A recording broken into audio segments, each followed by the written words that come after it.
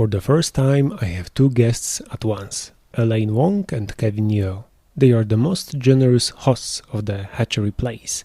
It's a very cozy co-living space where I lived between October 2019 and September 2020. They transitioned from corporate careers to the world of arts and crafts, where Hatchery is a central place of their varied activities. Together, we talk about long-term traveling, authentic connections, and building a healthy co-living community.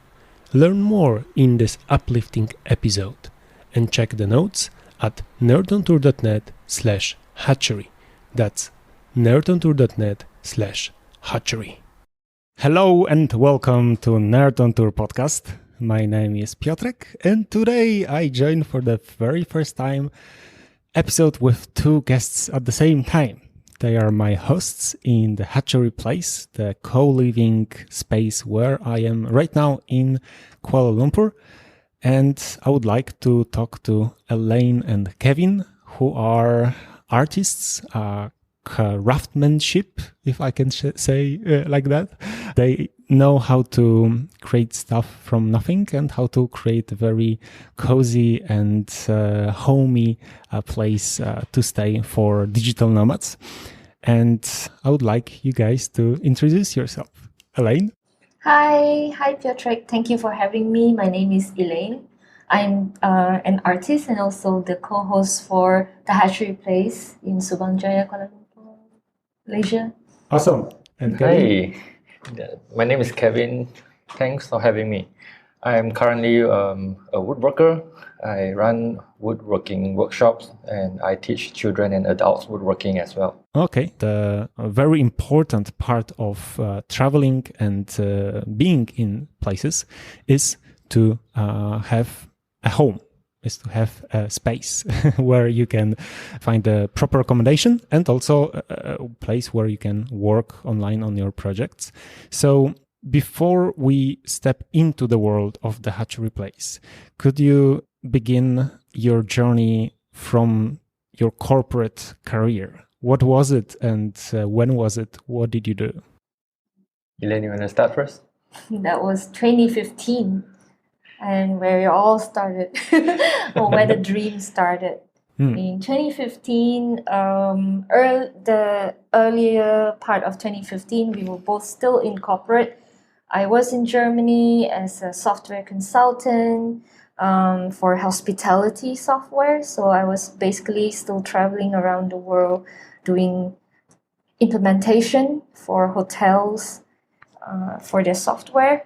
And then we both have different corporate lives. Kevin's in Malaysia and I'm in Germany. And then we decided that enough is enough.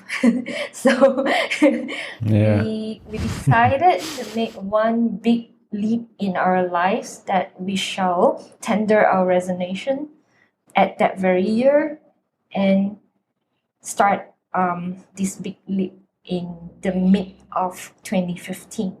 So I think we did it at the same time, almost the same time. We served the same 3 months of resignation service, the last 3 months of our work. And then we actually didn't really know what to do at that point. We just know that we have to quit corporate before we started to do anything else. Because then if we don't quit one avenue or one door, another door won't open. So I think that was our mantra back then.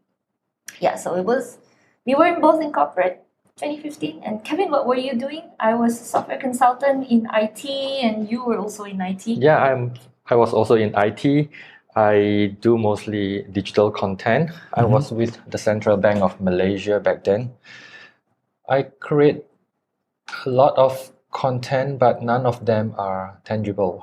Everything is digital. Yeah, easy to create and easy to forget, delete, or put away somewhere on some. As much as I like design, I like to make stuff, but I also like to do things with my own hands. So that's when I realized that I don't want to spend majority of my time behind a big screen, in front of the computer, dealing with all the zeros and one. Yeah, for the record, but up till 2015, we both were in corporate for like more than 10 years Yeah, already. yeah, we've been doing the same thing for decades. So It feels like decades. so yeah, that's. I think my case was almost the same as Elaine. I knew that I wanted to quit, and the question is when. So I didn't know what exactly I wanted to do, but I only know I don't want to continue my corporate life. Could you just tell me if during the time of your corporate career, did you have those micro moments, like some weekends or some retreats that you could, drive into the world of arts, that you kind of, that was your way out of the everyday job? Did you do it? I think it's more on my part though, because Kevin was very fully a web content creator. So I'm not sure about Kevin, but I can say in my life, it's very, very obvious because, okay, traveling was part of my job. Hospitality was also part of my job. I already meet travelers and people who go for vacations in my daily life. And because I found my hobby, it was a hobby and passion in painting in 2010. So I liked it a lot that it has become a hobby that I took with me when I travel. So I will pack in my suitcase all my brushes and paints and small canvases, and then I'll do it at night after all my day job has done, and I retreat into my hotel room and then I will paint. And it's a secret that is only known by the housekeeping staff. Secret artist. Yeah, because it's weird, like I don't really tell people about my hobby. As for me,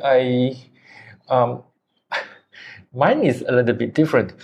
I still create digital content up until even after I quit the corporate job, because I still do freelance projects. But over the weekend or whenever that I have some times, I will always do some DIYs. I will create something with hands, something that is non-digital. Yeah, tangible. Things that I can hold, that I can touch. I remember you had the hobby of painting the model kit. Yeah, I like to do modeling kits. I do like have planes quite substantial cars, automobile. Yeah. Okay. So Nice. I do have some substantial of collection of kits and colors and tools. In fact, I even set up a room to do that. But having a day job is just not possible to do this like all the time. That is why I realized it was our escape. Yeah, I realized that having a corporate life is not what I really wanted to pursue for the rest of the life. Yeah. Then again, when? That's the question. So I think at one point we both sort of going through all these questions, and we decided to come to set a date.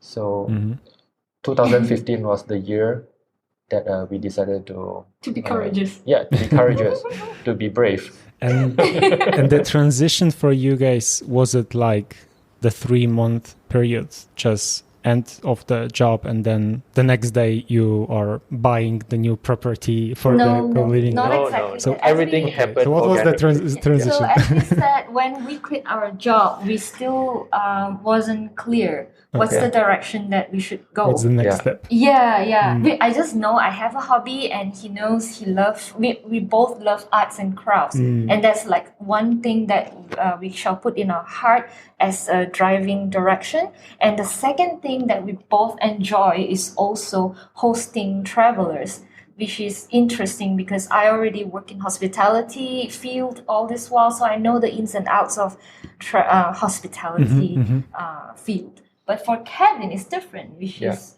something I really admire what he was doing. I like traveling, but whenever you can't travel, you can always host other travelers. Yeah. So I was in couch surfing.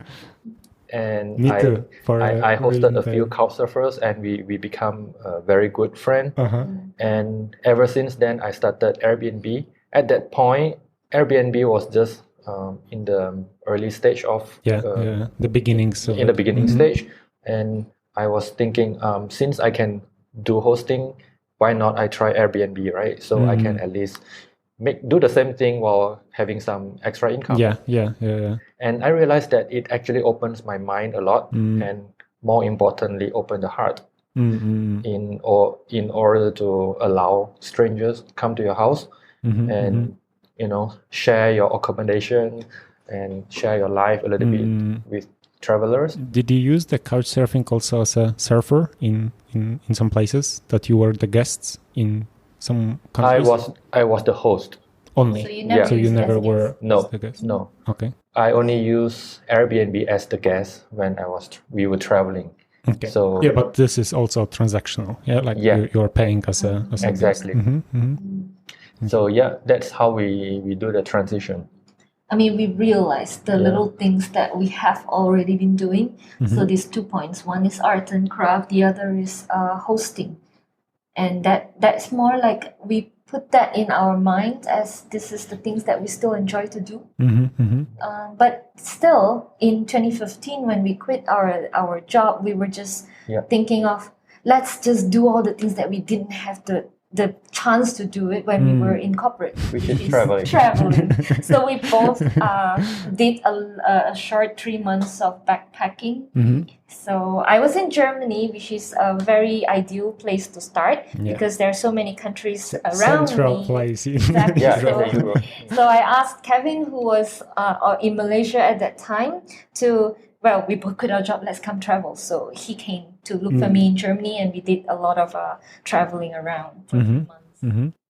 I think during the travel, we somehow get the idea of co-working plus co-living concept. Remember? Yeah. At one point, during the traveling, because I was doing freelance project, and having a freelance project means you have no rest time. You always have to serve the client and customer and find a cafe or some other office. The office, where you can do the work. So I remember when we do the traveling, we didn't book the expensive accommodation. We choose the cheapest possible. That's because we want to save money, maximize our cost of traveling. So I think at one point we were at Berlin, and my work was piled up because I didn't have proper internet. No proper table. No, in the accommodation. In the Airbnb that we stay. And we end up have to look for a co-working space. And we both actually took a train and bus and walk. It took us 2 hours just to reach to the place. Because back in 2015, co-working is still not the very trendy thing. How did you know about it? Like, was it the first time that you heard it? There was some kind of a directory back then. There was like the one and only web directory that lists all the co-working spaces. But have you heard about the idea of co-working before then? Yes, I heard somewhere. It's like a distant memory, something somewhere. We were thinking, hey, we're in Berlin. I think if we ever search for co-working, we should be able to find it. So it's Berlin. And it's Berlin. You should be able to find anything in Berlin. Exactly. So we found it. We found a desk, two hot desks for two of us. So we focus, everything gets done, happy, and I think this works for travelers. So that is the important starting point. Traveling doesn't mean you don't need to work. Travelers does, especially for a 3-month-long travel, and then we are not super saved up. We have to work as we go along the travel. That's the point that hits home. I do believe that the whole idea of digital nomad is partially like recognizing that if you don't want to fit into 9-to-5 job with like at most 2 weeks of a vacation in a year, then like what is the other way? You can go for a longer period of time while you need to have a place to work. Exactly. So and then it depends on you. If you want to work 2 weeks in a month and then have 2 weeks on, vacation and do whatever.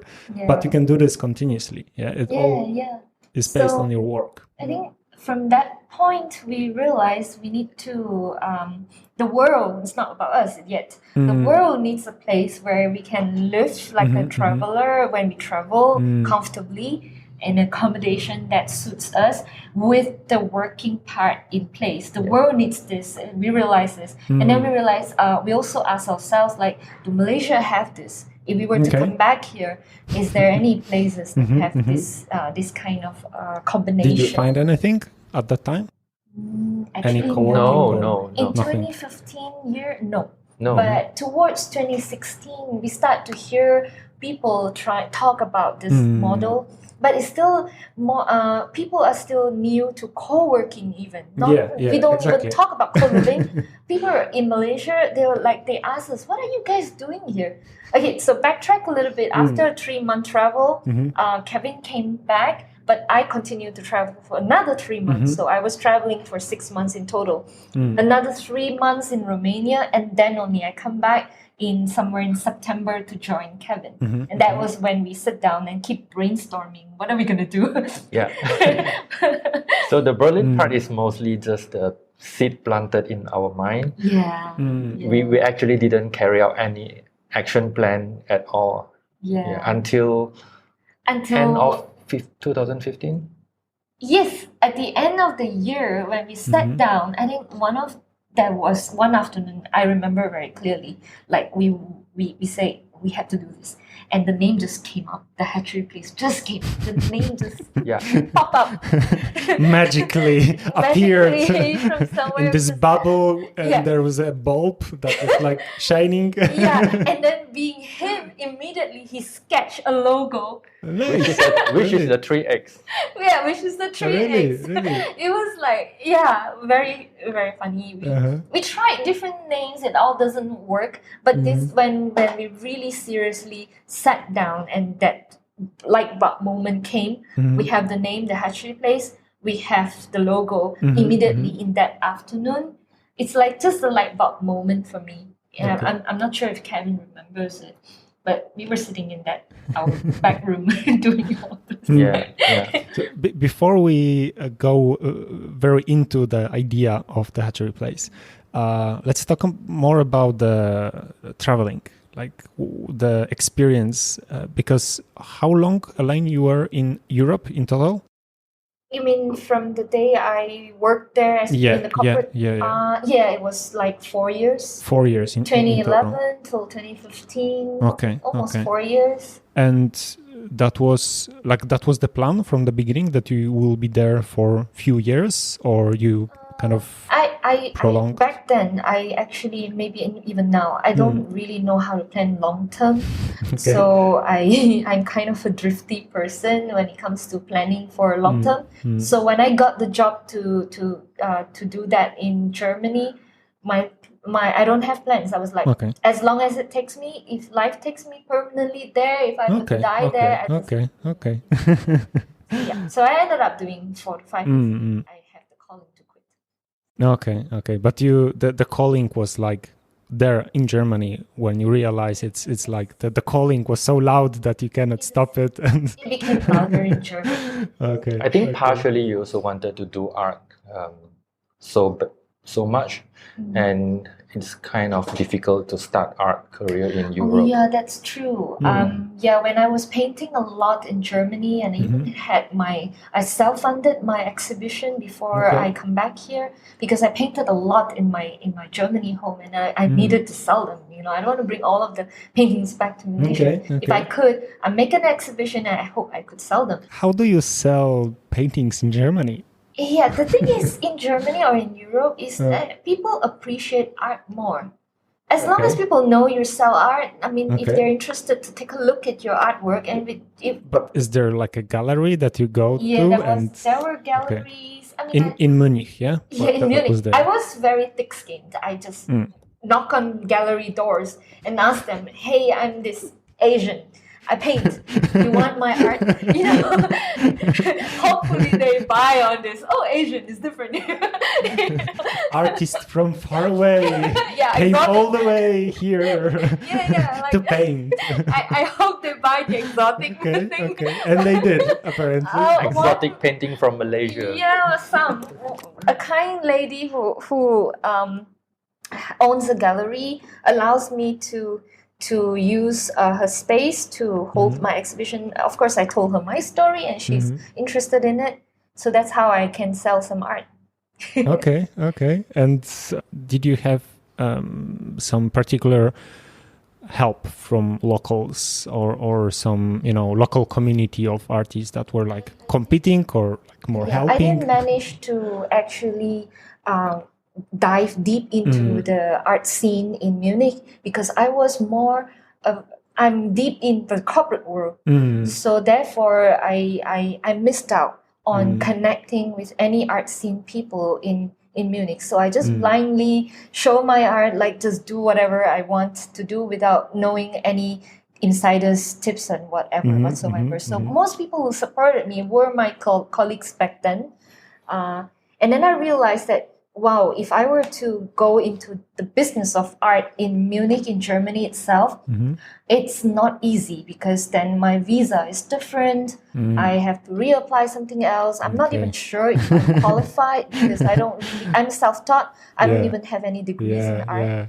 So I realized that I told Kevin, Malaysia, where our own country is, it's actually a better place to start anything because I can easily build a community back here than to spend more years. I think I could if I would to invest more years and energy and everything in another country. To understand their system and their culture and then maybe... Exactly. But then I think financially it is just not so sustainable to do because zero. Europe is expensive in Germany. To start from zero again in a foreign country, better I come back to my own country and start the zero. It gets to 10 easier. That's my point. Okay. And Kevin, if I... schedule the events in my head correctly. Is it the time that you were still playing as a percussionist and touring around Malaysia when Elaine was in Europe? You mean the band? Yeah, because you were I playing, wasn't. I didn't start jamming and playing music until 2017. Okay. Yeah, I was just a hobbyist. Oh, okay. Yeah. But I did enjoy traveling, even though when I was in corporate world, been to a few cities for work-related projects and such, and Europe and US. So therefore, I think traveling is also very important in my life. Yeah, that's also the main reason that Elaine and I, we both thinking about starting a co-living plus co-working space. I think in this era, if we were to backtrack, we were doing a lot of personal growth activities. For Kevin, I remember when I was in Germany, he went into veganism. He adopted an old dog that eventually passed away because of cancer. Back in Germany? When here. I was in Germany, he was still in Malaysia. And I remember his life stages of, there's a lot of bouts of growth in his life because of the things that he does, like veganism, cycling, having a dog, and expedition, Airbnb, and even climbing the Himalaya, this mountain. So that was his accumulation of experience. Okay. Nice. So just to like wrap up the ideas around traveling, because I think it's always very important, because I also feel that whenever I'm going and like experiencing other places, this is the time when I grow the most. So do you have any particular places or memories from any, periods of time of your life that, like this time in Germany was like the moment when I shifted, from the corporate world to the new kind of artistry world? Like, or Kevin, did you have also like maybe the Himalaya trip or some other experiences were like just like eye-opening that, wow, like this is a new me? Not so much about new me, but I will say a big growth. That's when I was planning and even going through the expedition. I think the big Expedition to the Himalaya, I think the big realization is about we are very small compared to the nature. Everything. So it actually humble you down when you actually are there. So I remember when the first moment that I decided to join the expedition, it was like very motivated, and then you have dreams and all such ideas about conquering the place, right? But when the training started and everything, you have to prepare for all these kind of trainings. I started to realize that actually it's not about us to conquer the place. It's more like the nature allows you to enter. Or not. Or not. Because the storm or some other conditions can be too harsh. You can't force yourself to summit the mountain if your condition is not good or you're not well prepared. So you sometimes have to decide that we can do it. We can always do it the next year. So that is the very important point, to realize that we should actually be humble, and because the nature is always there and we only live once. So pretty important part of the whole picture, isn't it? So it's not about you conquering the place. It's actually you are given the chance to be there. So that's the important lesson that I actually realized. And I feel it's always important, at least like this is what I experienced, that whenever I am traveling and wherever I am traveling to, I am, if I like it or not, the ambassador of where I'm coming from. So in my case, it's Poland, it's Europe. And what was the experience from the perspective as Chinese Malaysians who are traveling to Europe? And like in your case, Elaine, you spent quite a lot of time in Germany, and how to kind of try to fit in. And I remember you were telling me the other day that like the first step towards kind of like understanding what's happening around is through expats, through other people that were there and they were having maybe some similar issues, or like just were talking in English, not in German to you. So it was easier for you to fit in.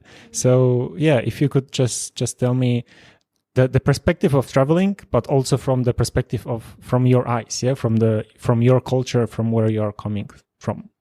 Maybe just my experience, because I can't represent my whole culture. But from my experience, when I was in Germany, it took me 1.5 years to really break the ice of the community. But it is quite well known that it's not easy to be friendly with people in Munich. That was what I read in most forums that I try to equip myself with, because there is a bunch of expats in Germany, and there is one popular forum that everyone uses that writes in English and have discussions in English. I found a lot of useful information over there regarding the culture or every other city information. That's the best thing. And second, I also use meetup.com to look for people to mingle. And another is the internations.org, that one. So what was the first one? The first is that forum. I can't remember the forum name right now, but I have the link. I can send it to you. Yeah, definitely. So we'll put it that in one the is notes. especially for any people who go to Germany. And then the second one is, of course, the international meetup. That is international. So that was my first point of trying to break in. Second is, well, this is the point where it links to your first question earlier. Where is the moment, like a pivotal moment that I think that drives me to who I am today? Because during the 4 years there, I realized the importance of community or your own tribe.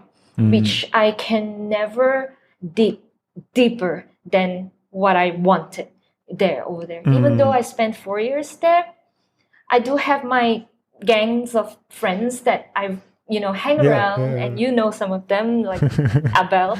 Well, so that was from my language course that I took, German language course. So we have some kind of like common thread that links us together, because we are all foreigners and we are all struggling to learn the language. But that point of where I want my own tribe, where everything works out in a resourceful way, like how I am now today in Malaysia, I can never be able to form that in Germany given this short time. And I know the importance of that, because, for example, if you were to come back to the present me right now, if you were to ask me, where can I find this? I can just, in my fingertip, I know this person and that person, that you'll be able to find whatever you're looking for. But in Germany, during that 4 years, I still haven't get to the point where my tribe is always there. Like, these people I know, and this, if I can go to that people for this important thing. Yeah. So that was one pivotal point that I want to create for myself in wherever I go. And the point brought me back to Malaysia, of course, that I want my own tribe where the resources are rich, that you can always get it, because I always believe you cannot be like one person. A lone wolf. You can't. It's very hard to be. It doesn't work this way in life, no matter, I'm an introvert, and I really wish that the world is just me and the world and no one else. It would be very, very short-lived world. Exactly. So we really need our tribe. That was one point, that drives me to find my way to connect with people. The second pivotal moment was my 3-month stay in Romania at my best friend's house. And that also leads me to the point where I think more authentic connection is needed.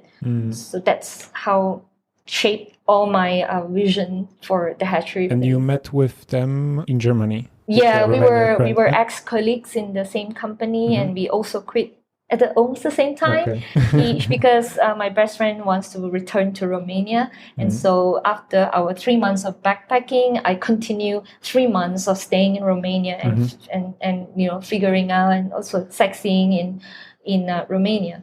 So in 3 months, it's an intensive co-living with my best friends in Romania, in a different culture. Even though that the village, that the photos that you showed us, it looks very pristine and fresh, and the air quality is super high. It's not like official co-living space, No, it's not. It was just a house. It's a co-living situation where your hosts take you into their house. You live together with them. You work with them. So it's also that moment in my life that I realized, connection, authentic connection is needed, because in 3 months, all of you will be shown to people. You can't keep your good side. Exactly.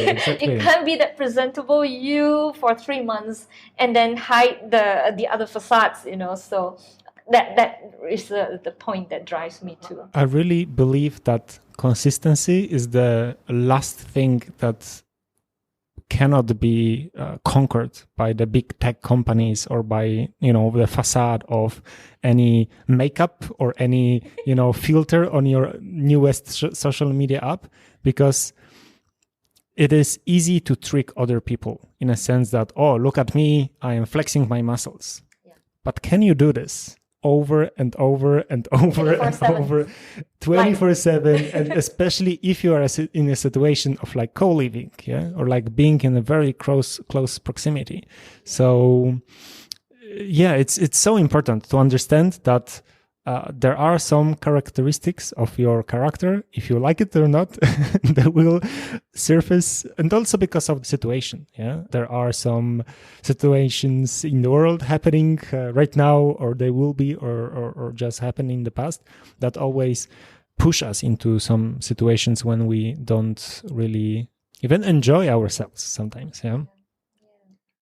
It's a deep topic. Yeah, it is. But at the same time, I think it's pretty humble from the perspective that when I was working as a tour leader, I think it's one of very few jobs that allows you to be with other people 24/7 for like very intensive, let's say a week, 10 days, 14 days. And they go there mostly to enjoy the views, the places, the cuisine, but they also cannot hide their true self. And you have to be this, magic creature that is always smiling and always happy to help them, whatever is happening in your personal life, because it's part of your job. But it's also about your human character. Yeah, like you need to be there to support them, even if you have a bad day. Yeah, and they can see that you have a bad day. It's not a big deal. As long as you do the job, as long as you can, be the person that they follow. Yeah, I feel you. So let's move more into the idea of the co-living and just preparations. Yeah. So what was the story for you to find the real estate, to find the owner of the place that would understand this crazy idea that you have, that he agrees to what are you planning to do? Actually, it didn't go as what everyone thought it was. Okay, let me get this started. Okay, so after we have done our travel, and then we both come back to Malaysia, and we sort of done our relaxation period and vacations. Yeah, and then we Honeymoon. Yeah, it's the time to face the real situation where you have to make money. You need to pay the bills. Investment into a new venture. So I was still doing freelance as the main income because I had quit the corporate job. So doing freelance means basically you're working all the time. So at first we were at home. I was working from home and nothing gets done because I didn't have proper discipline to work from home. The home is too comfortable. There's kitchen to make something. Dishes, there's laundry. There's so much distractions. TVs, couch, comfortable couch. We didn't have cats that time, but it's too comfortable for. We lose the structure. Yeah, there's no structure at all. You were too long in the structure. And I started to see the effects because the income hurts. And at the same time, Elaine was also having a similar situation where she couldn't paint because there's not a proper space for her to do the painting. I guess it's just the structural habit that we have gained throughout our corporate career has ingrained in us that we needed to wake up and have a destination to go to work. So we lost it overnight, and it was like, so we couldn't work. Okay. So we both decided to we actually need a place to make it into our home office and also a studio for Elaine, and that's when we decided to rent a space. A house actually. We don't read commercial lot because commercial lot is way much more expensive. That's why we are actually looking for another house and turn it into home office. And that's why we came across to find this place. We didn't want to go too far because one of the reasons that I decided to quit the job is to not traveling so far. I didn't want to quit one office and start another office and start sitting in the car exactly just to drive from place to place. Ideally the place should be walking distance from our home. So that's why we search for within our neighborhood. And that's how we come to the Hatchery Place. So and then when we started this place, it was totally empty. It was like a blank canvas. Everything is white. You don't see anything. Which is good, actually. Yeah, we loved it because we were both into designing interiors. From scratch. We like to have the place built according to our own essence. Our personal preference, our style. And then, so when we found the place, the owner, he doesn't really understand what we're trying to do. Actually, we didn't meet the owner. We only deal with the agent. Okay. But they don't really know what we're trying to do. the Just tell them that we're here. We rent this place as a place when we come to work. Yeah. So as far as the owner knows, it's this home office. Yeah, that was back then. And then, of course, the owner visits us after we set it all up, and then we try to explain to him what we're doing, and then he got it because he has heard of Airbnb before, and it's easy for. And we are because when the owners are here, the travelers are here as well. So he has seen a lot of travelers, and they are curious. They ask questions about who are they. And exactly. There is always new faces. So I think we did a pretty good job dressing up his place nicely. We sort of earned the trust. Okay. Yeah, we take care of the place. We make a pretty garden at the front porch. So when we started this place, it was empty, and then only everything falls together because we realized that the two of us, we have this big dream. We wanted to come to work, but the whole house is more than too much for us because we have 2 person and we have the whole house. It's just the not so ecological use of space. So let me get this straight. The idea in the very beginning was for you just to have an office? Yes. So you didn't think about the co-living? Not yet. Yeah, not it's yet. like pieces of puzzles. The visions are there, messages of the universe are there. But it's not put up together yet. They don't come together. It looks exactly like our favorite game, the Overcooked. We have the ingredients. We all need to put it in the big pot and stir it, and then we have the dish. Okay. Yeah. Well, of course, life don't turn up like how you write stories. It's not like we scripted our life and then we know what to do exactly. It is not like that. So much clues that we need to get from here and there. So it takes, I think the whole process takes about one year to put everything together. So I think in the beginning, we also have a big problem where when we come to this place, there's no furniture at all and there's full of echo because it's empty. And I remember that I wanted to make everything DIY to set up the tables and such. I even get 2 lorries of pallet wood to send to our house, but I just don't have the time because I need to make money. Right? Doing your freelancing. Exactly. And then we both realized that we need someone to help us, but we don't have the budget to pay for the labor, but we do have empty rooms because this house have 4 rooms and we have accommodation which is already here and we have the material which is also already here. Then we sort of come up with the idea that we can actually get help from Workaway and help.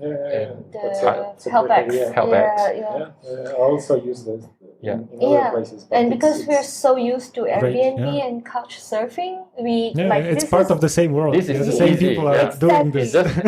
Another way of hosting people. In exchange of some work. And it's fun. We can actually host traveler again, and in the exchange we get things done. Like the table that we are using now is actually built by the volunteers. There are some great photos on the website. I will put them in the note. When there were 2 people, a girl and a guy who were putting it Germany together. and Brazil. They were dating when they were here, and then they got married, and they invited us to Brazil, but we couldn't go. So nice. So they met here. They are travelers. Before. So Okay. So I think the whole chunk of 2016 was setting up of this place and figuring out. Because we are bootstrapping. We don't have any angel investors with our big small dream. So we had to do things really slow and work on our own projects at the same time. And like Kevin need to keep on having to work on his laptop. So then we have the traveler staying with us that helps us set up the garden, the backyard, build the furnitures and brainstorm with us for events because people are into events. and the drum seal walk. yeah, whatever we can think of. We have all kinds of creative events, sometimes led by the travelers, sometimes led by our friends who are facilitators. So we just make people come here and visit us, so that free marketing, like anybody who comes to this place, they would have one question: what is this? Is this a cafe? Is this a hostel? Is this a office? Yeah. So many really questions. I like this. I like questions like this. Yeah. Because you can always tell your story. Yeah. Even we had a hard time telling our parents, our moms, what we're doing. Our sisters thought we were running a cafe. Do they get it now, or is it still kind of blurry? It's like, some people from abroad, they're coming, they're leaving there, and then like they buy one coffee and they stay for a week. Like, what's going on? Yeah. Like really, like when we were building furniture together, this is the fun part. Like everybody asks, who are they? Exactly. Why are the Westerners? Some illegal immigrants from Western world. Oh God. Yeah. Yeah, people are so used to seeing foreigner but not Westerners to work on someone front yard. Yeah. So this so actually, odd to see. So this is actually odd. very difficult for those people to digest, you see. But I think we created a stir. From the very beginning. We kind of disrupt the whole neighborhood. I think the neighbor was very confused, and he super confused. He kept asking one of the volunteers, "Who are you? Why are you here? Like, what are you doing here?" I think he still asks questions. It's still unsure what's going on here, yeah? Because as much as we explain to him, it's still outside of the box that he is comfortable to put in. Yeah. So they need to have a proper box. The whole concept is still very new in Malaysia. And co-living, when it started, like when was the moment that you had the first guests that were actually, sleeping there and like using the place? Our volunteers have stayed up there, and of course they improved the room for us.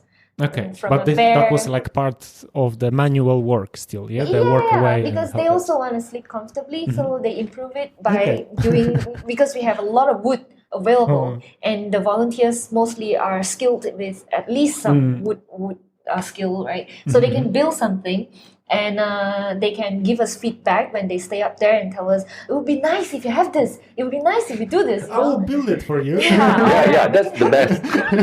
So we really have a lot of help from not only one party, because the work away, the magic is they can come to stay for a couple of weeks. And then they go on their way, and I have another new ones who continue the work. Exactly. So we have a lot of them at one point, and it gets the whole place built up very rapidly. But still, it's a long year thing. It's like a year-long thing.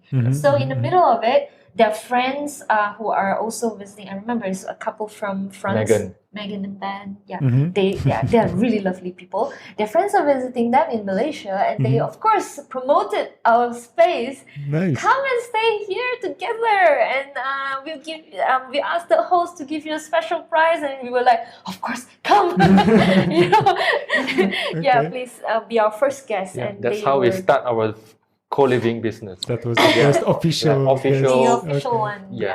They from word of mouth from the volunteers who invited their friends, and from then of course we fine-tune our model, because of course with every new stay we learn something new, we learn what we have to improve, and we put systems in place.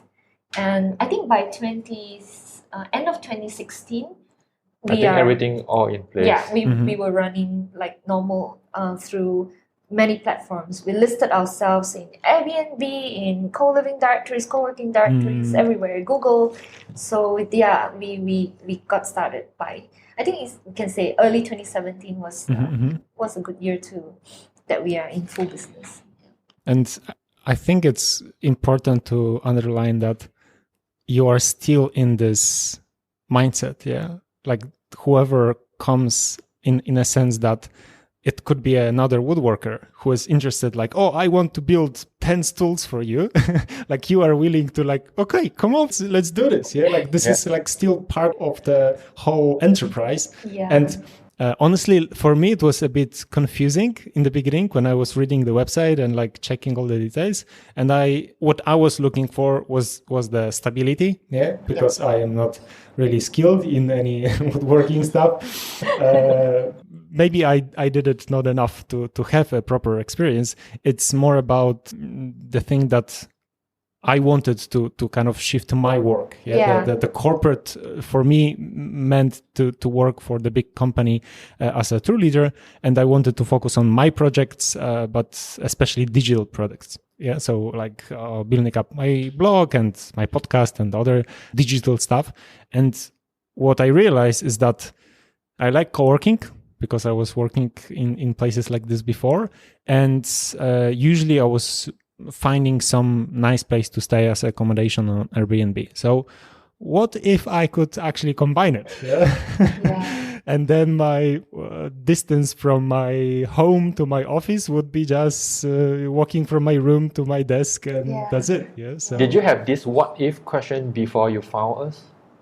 Yeah. This is actually the time when I found you. It was the time when I was very sure that I want to try co-living. I wasn't sure if it's going to be fit for me, because anything can happen. I could have like bad neighbors, and then I said, oh, never again. Yeah.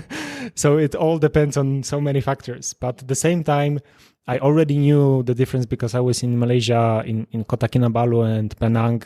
And that time it was only the co-working. Yeah. So I was paying like, full price for a month to come every day to the co-working. Mm-hmm. And it also varies. Yeah. Like depending how the place is run.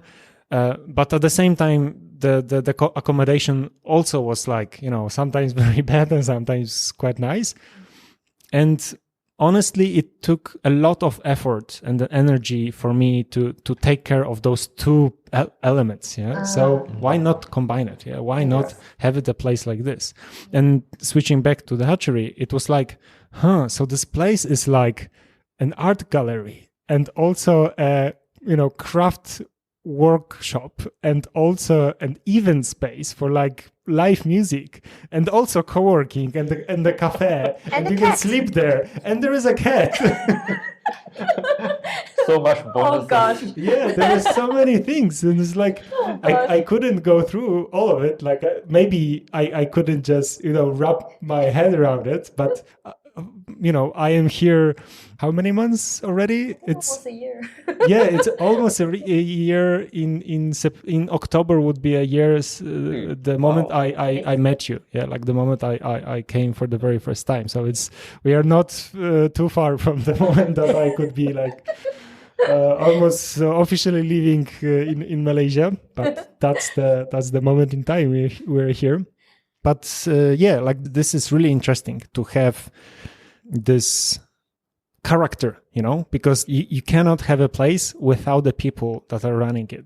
Yeah, so basically the mixture of things you see when you see online of all the things that we do and the photos and our lives here is a combination of both our lives, Kevin and I, what we do, how we live our lives, and what our passions is. Yeah, we make it a point that we want to integrate our life and our work together, because we were both so tired of having to compartmentalize them. Put up a corporate identity for the office, and then another side of us just at home. Yeah. So it's the official mask for the job. Exactly. From 9 to 5, and then 5:01. There's like finally I can breathe. No more different masks. Yeah, we don't want to live that kind of life anymore. We want to live our life authentically, and therefore, whatever that you are seeing is actually what we do, what we do, and what we live. So we are actually encouraging people to be authentic, and we actually advocate authenticity, and we also advocate a few things that we believe in, and part of it is actually conscious living, compassion living, and creativity. Yeah, like the plants are my passion, and woodworking is Kevin's passion. Cats are both our loves. What else? We love coffee. Yeah. And I do feel that this resonates on the guests that are coming. So Yeah. could you tell me about the vetting process? Because for me, it was like the very first time that, this survey has like 23 questions, but I'm willing to answer all of them, Thanks to honestly. But that's on purpose, and I think it's working. So yeah, like I picked up this meticulous way of fact checking from Germany. Yeah. But anyway, so we realize a good match will result in good synergy in this environment, because it's our life, it's part of our life. So if we have someone that doesn't synergize with us, it's just a waste of each other's time and money and space. So we learn along the way throughout the years of hosting how to spot the right match as to come into the community. So then that's why having a long list of questions helps to eliminate people that don't match, because then it will be disappointment and different expectation from both parties. So better if I state clearly in the form, this is how it is, this is what we are, and how about you? Tell us about you too. And then it's easier to understand each other than to having too much disappointment. Of course, we will be able to we will see different people when we're doing this line of work. I think the most important one thing is, if you have an allergy to cat, it's really difficult to live here. Because people with cat allergy will, with one cat in a house, it's not gonna make it comfortable for them. So that was my main question. The first question, like, are you okay with cats? So that if there's a check mark there, we totally like, yeah, if you're a cat lover, you're one of us, So that was one of it. And then we also want to grow a synergy with where people are growth oriented. Than to just sightseeing or just want to, or business trip, or a business trip that has nothing to do with what we do. That's why in one of our important question is, what project are you currently working on, and what is your most highest priority values for you? So we wanted to know more by asking questions like this. Then so people who take the time to really explain to us, it's really good. Like, no matter what project you're doing, if you are having a project, I think our environment can nurture you and support you. Rather than just you want to come here to sightsee, I think it's better that you try to look for a place where there's more sightseeing places. Not that we don't have it here, we have also the off the beaten path places. You know what we are talking about. Exactly. The secret places. But at the same time, I do feel this difference, because I also, part of my job was to spend some time in like 5-star hotels, and you do see the customers that are going to this kind of places. And when there is this corporate world traveling and guys in suits that are going to the hotel only to take a rest for like 5 hours because they need to catch a plane, and then they are in the rush, they will never like have a time with you to talk about life and drink a coffee. It's like, I'm running because business, making money. So we will not see this kind of people here. Not too much has crossed our path lately. No. What we see most are people who are mostly plant-based diet people, which is fun for us because we can, take them to our favorite restaurants. We like to do that. We like to introduce because I'm vegetarian. Our favorite restaurant Kevin's vegan. And there is always a new spot that we can go and explore and check. Try. To our favorite eatery places. I think most people who choose to stay with us, they do really want this quiet environment where they can focus on their work, because it's the same for us. Both me and Kevin have our own creative projects that we need to focus on. And then we also hunger for connection. So when we have already this synergy here, we are like you and I, we are connecting now.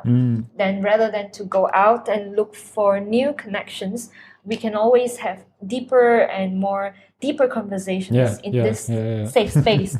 So, which is ideal for the two of us and the people who come stay with us. Could you tell me about some of the Hatcherians that were here and some of their projects that we had the Zoom call some time ago? Hatcherians. Yeah. And the hatchlings. Exactly. Shall we talk about Band-Aid? yeah, why not? I think it's like very important part of the culture here. When you hear Band-Aid, it's actually Ben, who was one of our... But it's not the Ben you mentioned a few minutes ago, not the one from France? No. It's this another Ben one. from Australia. He has returned to Australia, but he was a big part of our resident here. He stayed for a very long time over here, and he has started a few healthy habits in us. One of it is Band Day. So we do sports day every Monday. It was initiated by Ben and Kevin together. They wanted to complete some runs in their weekly routine. So they started running on every Monday. And then, of course, after running, you need to have dinner to fuel up. Big dinner. Yeah, big dinner. Celebration. Celebration. And then we added some extra activities when Ben moved out to a very luxurious condominium. So he invited us to come join him for a swim and a run. And then dinner. And then I think we keep up with this tradition. Even after he left.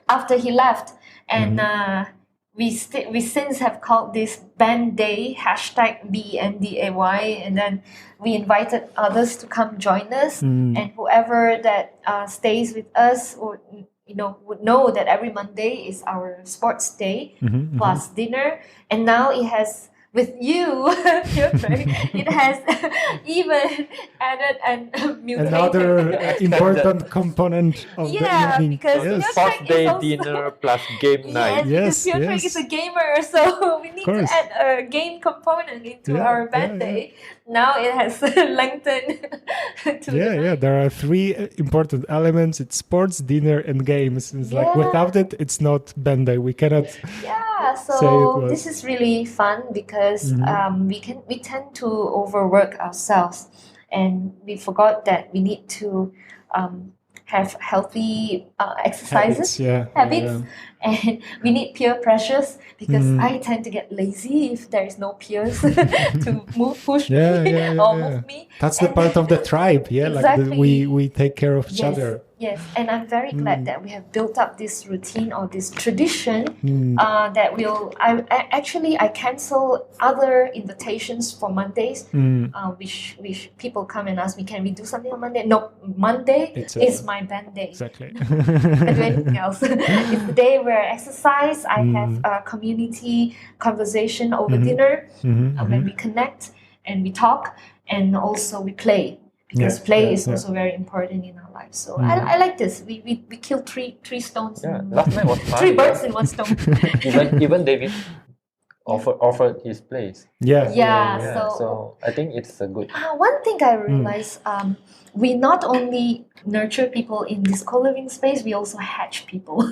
So I realized that we have a lot of co-living residents who came here as a newbie in Malaysia and settled for a few months here and learn the ins and outs of the community, and they could actually hatch and go and stay at their own space and still have us as their community.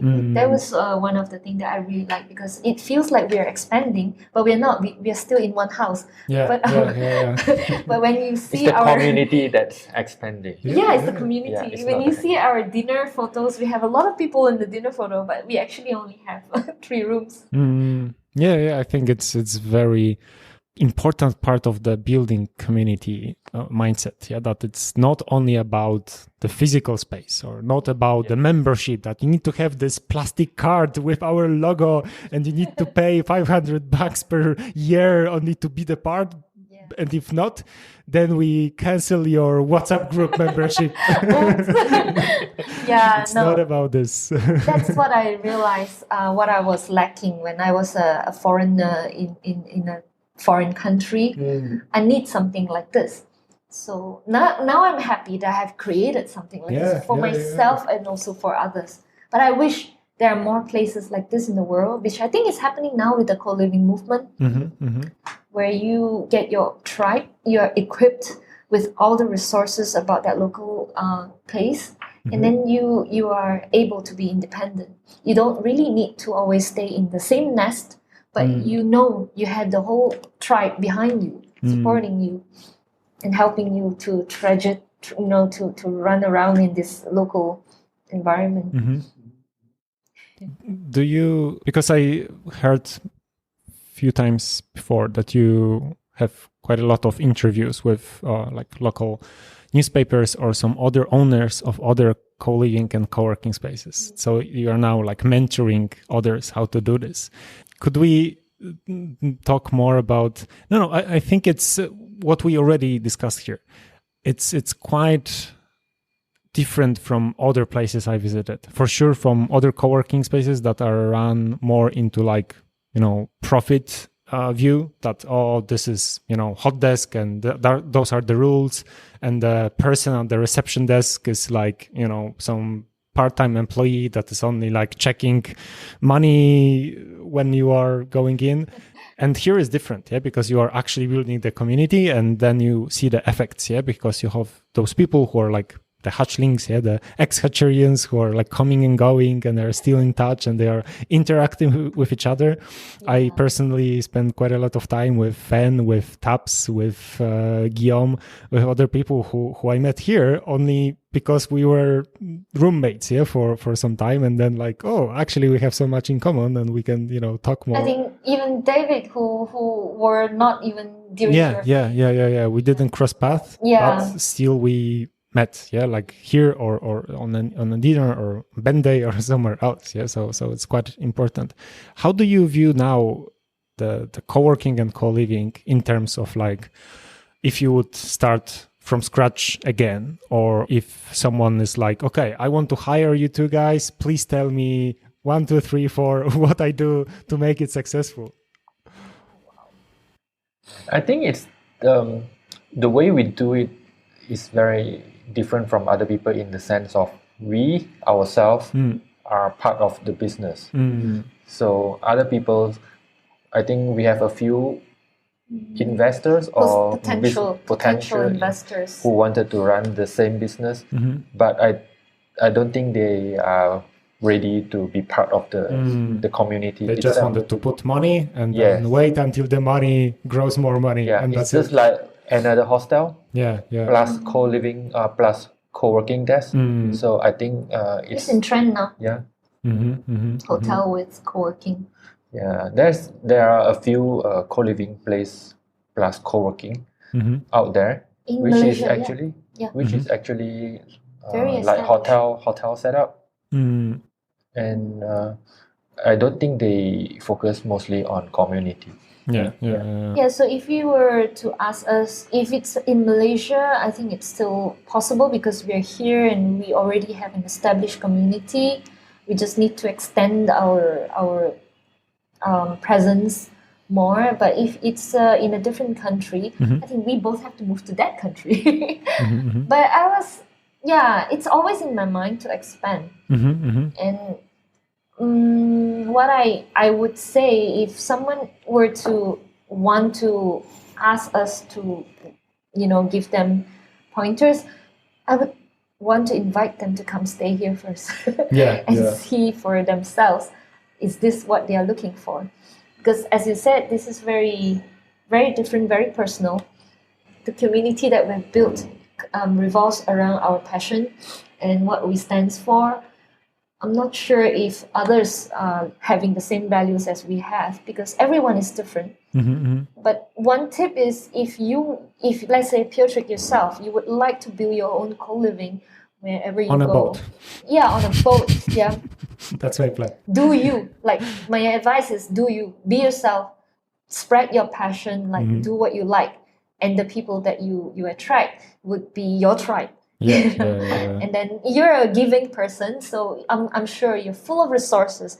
Anyone who wants to stay at your place, they will ask you questions nonstop, and I know you would give them so much answers because you have a lot of resources. I think that was what we were providing on top of a place with accommodation and bed and a place to work and internet.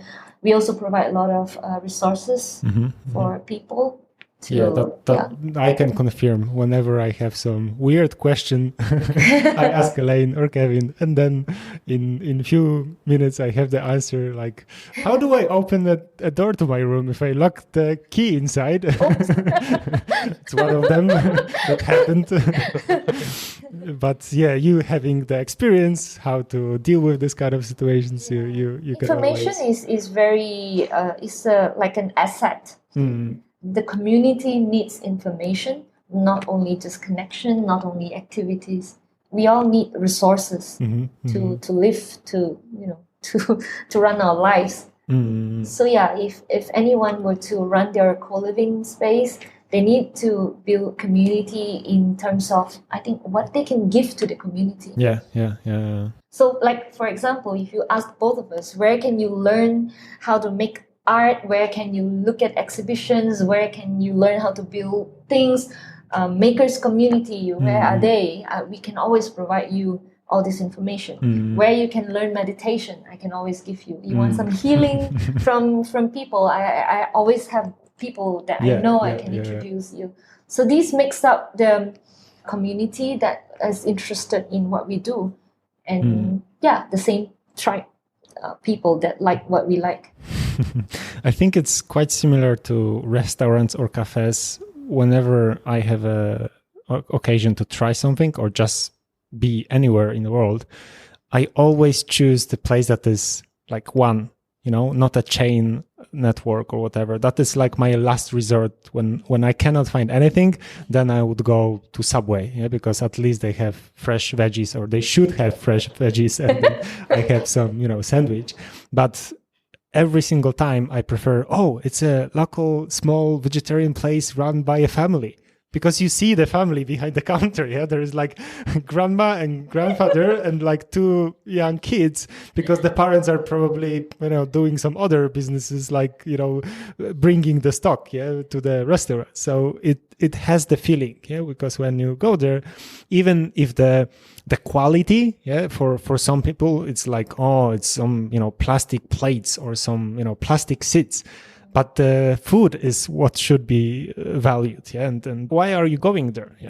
Are you looking for great Instagram photos, but the taste of the food is actually so bad that only the photo looks great, but then the dish is they put nonsense. Their soul and the love into what they do. Exactly. That's how I look for places, and I'm really happy that I found the hatchery also by research. It wasn't like very deep research. It was just kind of my next step on the list of, I somehow know Malaysia in different parts. I know that Kuala Lumpur is kind of like a big city, and actually the plan before I came was because I'm using Revolt Business, is one of the fintech from Europe that gives you the like mobile apps and other stuff. And because I'm paying for the premium version for my British company, they had for a very short time a perk, like a free membership for WeWork. For the big network of the co-working spaces. And I could use it for like 3 months in Malaysia, in Kuala Lumpur. And Kuala Lumpur was actually one of the places where they were building the WeWork at the time. And they were like very fresh to open. It was like very, very, still a new thing. And I was thinking like, oh, actually, if I already have it, maybe I would just come and we'll try it. But eventually, when I wanted to try, it was already over. I think like too many people used this perk, and it was like, we cannot, earn enough money from this promotion. But eventually, I was sure to let's try the co-living as a new thing, and I like experimenting on myself, and then like finding new things that possibly it will help me grow, and we're glad you're here. Thank you. So just to go slowly into some conclusions and kind of this mindset of conscious life and what you do. Could you tell me more about how your art and how your craft looks today? Like, do you have time? Do you have enough time after those shifts, like 5 years ago?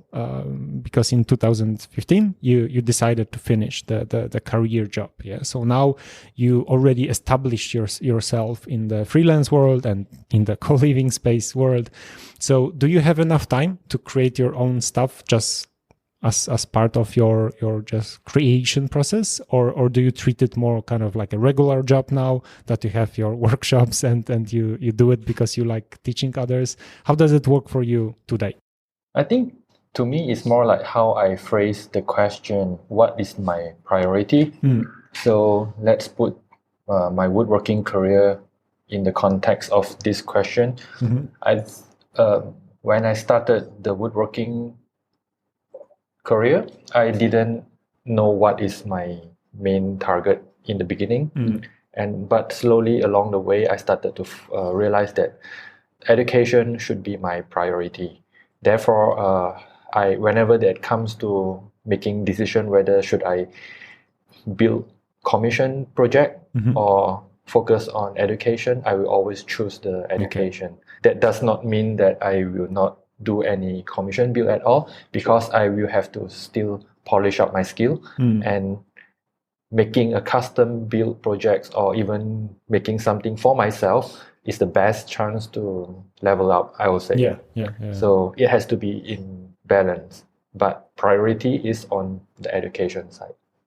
To answer your question in more simpler way is, yes, I do have the time, but it's actually come back to the question, what am I going to spend the time on? So the education is the most important piece of the job today. And how does it look like? Like if I would like to join the wood workshops today, what do you teach, and how does it look for Currently, others? I have the best-selling part of the education part is actually adult woodworking. I think it's also partially because of the pandemic situation. As I mentioned before, I do teach children and adults, but because of the lockdown situation, there's a lot of kids-friendly makerspace still in lockdown situation, or at least partially locked down. And many parents are still very concerned and cautious about sending their kids into a group situation. However, adults are a little bit different, because adults are able to take care of themselves without there are no parents that were told them not to do something stupid. And everyone should be able to social distance themselves. So, and many adults are actually started to get tired of sitting at home, and people wanted to make stuff. And many people also realize that they enjoy making stuff when they have so much time at home. A lot of them started to do some basic DIYs, and then they started to realize maybe this is what they enjoy, and they wanted to learn a little bit more. And I can see that the situation has changed to make more people sign up the adult workshop nowadays. So the workshop is actually for beginners. It's designed to get people started. I do have some on and off, some more advanced class, but that's like a minor part. So the majority of the classes are for beginners. It's every weekend. And every weekend, in 2 days, you can create completely new object. So it in can one be a day. stool In one day. in one day. Okay. Yeah. So you see, this is the workshop. The workshop settings are designed to be involve everything in the surface. You don't go deep into the philosophy or complexity of woodworking. Everything I will share with them, just enough for them to build one thing, and they are able to get the thing done and bring it home. So I don't throw a tree trunk for them to chop. So some of the the woodworking is not that we go to the woods, like to the forest, and like chopping. I thought that this is the part of it. So seriously. Yeah, that's also one of the reasons that I do this. A lot of people thought woodworking is difficult. In fact, it shouldn't be. A lot of people thought they need to go to the jungle. Yeah, exactly. It's like we need to get timber. Yeah, like you we could need actually to buy ready-made, lumber from the shop, and you just, do a little bit of work on top of it, and the simple joint, and that's it. You do some basic finishing, and you get a homemade or self-made DIY projects that sweats involved, patience involved, and many people have a new insight after the build, and they start to appreciate their own creativity, and they also appreciate handmade furniture. Yeah. That's the point. That's the object that you can actually use that doesn't require any batteries, any subscription, and you can have it for a very long time. And tangible thing that he exactly, was talking about. Exactly. It's a lot of people have been dealing with computer all day and all night. And I believe there are other people who are like me that enjoy making something with their own hands, and this is the best activities. And lately I have been seeing a lot of people recognize this kind of experience, and they buy the workshop for their loved ones or their friends as a gift, as a gift or celebrations. So it's better than spend it on luxury meal that lasts only one day probably. You can say makers movement is on the rise. Maker movement. So how does it work in the space of events you do, Elaine? The art, like painting classes and other stuff that you do also for others? Yeah, here I do run small scale kind of painting workshops, but mine is not teaching skills as well. I have a different way of approaching painting process, which is more using intuitive skills. That means we are not confined with technical methodology. So I'm more expressive and thought about choosing colors and like just going around your canvas. So I do that in a small scale way. I'm also doing it online when the online thing kickstarts by the pandemic. So I will continue to do that. Otherwise, I make my own work, and then what I do is I exhibit and also make use of social medias to promote my work. Basically, just painting and trying to market myself, selling when there's a chance, exhibition for people locally that can come and visit and take a look at the real thing. Basically that's my job. Do you still sell some paintings to German customers? I wish to. I wish when this whole crisis is over, then the courier is back on on track. On their normal. To send stuff abroad. Otherwise it's hard. I do have orders and commissions from overseas, but it became a halt during this year. Okay. Before we finish, could you tell me, because I think it's also quite an important element of the whole picture that we are painting here, what are the healthy habits? Like, how do you approach what you mentioned, the plant-based diet and the regular exercises and meditation classes and like music activities? It all, I think, is part of the same pot. Yeah. So how do you view it, and why is it important for you guys? I think, in my point of view of healthy living, is about holistic. Like I mentioned before, we want to integrate our lifestyle in our career because we want to integrate it properly instead of splitting into different personality. That is also one part of healthy living to me, I think. Holistically, we also want to take care of our physical, for example. So plant-based diet has been helpful for me. I've been on vegan diet almost 6 years now, and I could actually attest to this. And of course, non-cruelty is very important here. We are all beings on the earth. We shouldn't think ourselves superior than others, and leaving other beings out of the plate is actually, to me, is very important. So I think it's quite visible whenever I see you guys interacting with Ginger or with Rabbit.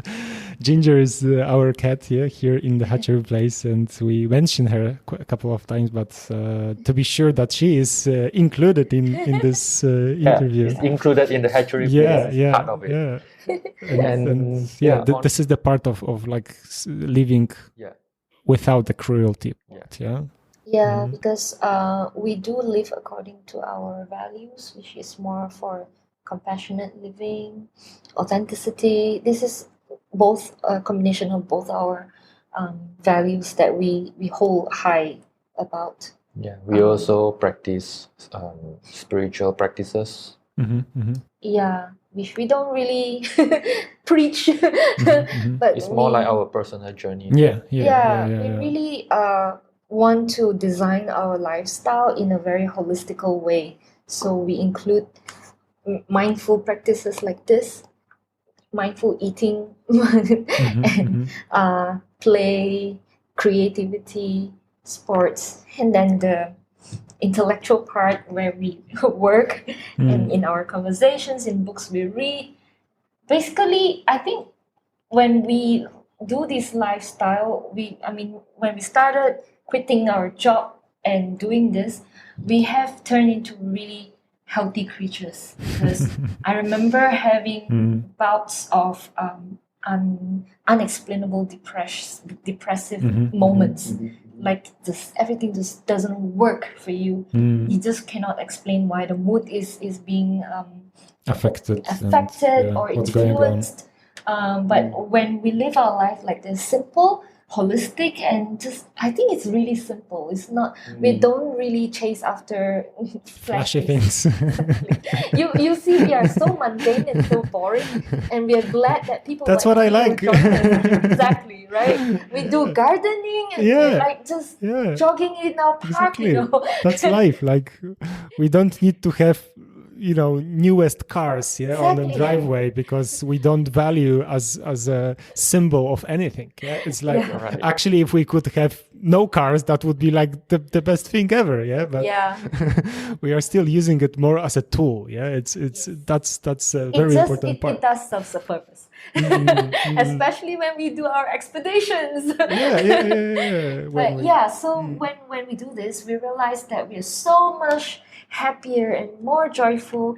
Lives are, in our internal being, we feel so harmonious, and peaceful and calm compared to our previous lives where we chase after a lot of things. We were chasing after new techs, new gadgets, a lot. I was chasing after fashion and beauty and all the creams and stuff that I needed to buy. But now it's so different and so much more. Really, I can live like this and retire for the rest of my life and just make art. Or more cats, more plants. Okay, guys, before we go, where others should follow you online? Do you have any specific place that you like first others to?